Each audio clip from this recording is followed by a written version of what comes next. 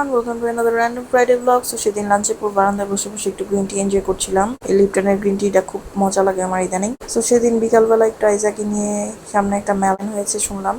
So সেখানে চলে যাচ্ছিলাম আসলে রেডি হয়ে। সো এটা হচ্ছে রাসেল পার্কের একটু সামনে, জল্লার পার্কের কাছাকাছি। সেটাকে বলা হচ্ছে জিমখানার মাঠ যেটা।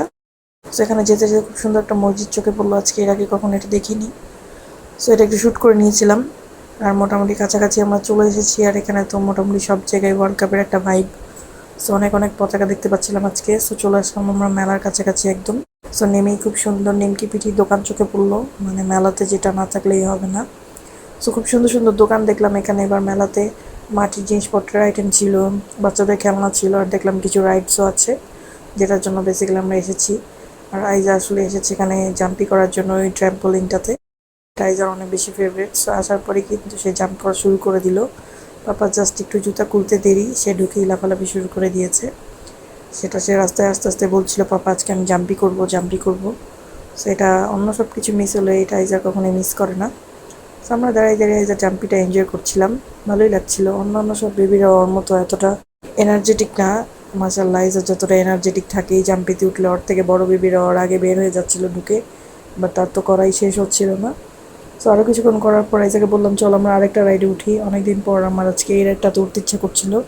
এটা ছিল ইলেকট্রনিক নাগরদোলা যেটা। সো এখানে আইজার পাপা প্রথমে উঠে বসে পড়লো, তারপর আমিও চড়ে গেলাম। মানে আমরা তিনজন একসাথে উঠেছি আজকে এটাতে। আইজাকে যদি একা একা আমি নিয়ে ম্যানেজ করতে না পারি, যাচ্ছে আইজার পাপাকে সাথে নিয়েছি। তো আইজা তো বলছিল আমি কোলে বসবো না, আমি নিচে বসবো। সো আইজাকে একদম শক্ত করে ধরে ফেলেছি দুজনই, যেন যে কোনো ভাবে ওর মাথায় হিট টিট না লাগে। লাগলে খুব জোরে ব্যথা লাগবে, এটা যেহেতু পুরোটা স্টিলের। তো এখান থেকে একটু পরে কিন্তু নাগরদোলাটা শুরু হয়ে গেল। আমরা ভালো এনজয় করেছি। আর এটাতে চড়ার পর উপর থেকে একদম মেলার ফুল ভিউটা দেখা যাচ্ছিল, সেটা খুব সুন্দর লাগছিল উপর থেকে।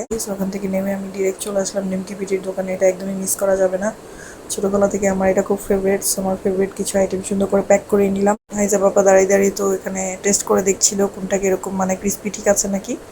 আর মেলায় এসেছি ফুচকা খাবো না সেটা তো হবে না। সো এখানে এসে এক প্লেট ফুচকা অর্ডার করে দিলাম, প্লাস একটু রেস্ট করছিলাম।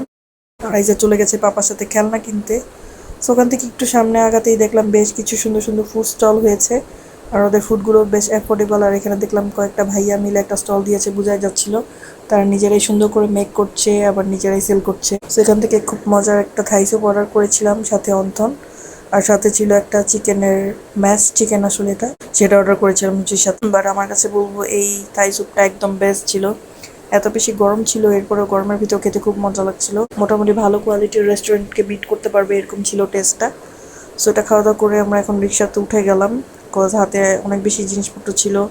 আমাদের ফুডেরও কিছুটা পার্সেল ছিল, আইজার খেলনা ছিল, দেন আমার নিমকি পিঠি ছিল, অনেক কিছু ছিল। আইজা আবার আজকে অনেকগুলো চকলেটসও কিনেছে, দেখেন আমার হাতেও দুই একটা। সো এই ছিল আমাদের আজকে ফ্রাইডে ব্লগটা ভালো লাগলে অবশ্যই লাইক কমেন্ট দিয়ে পাশে থাকবেন। That was it for today, hope to see you next videos. আল্লাহ হাফেজ।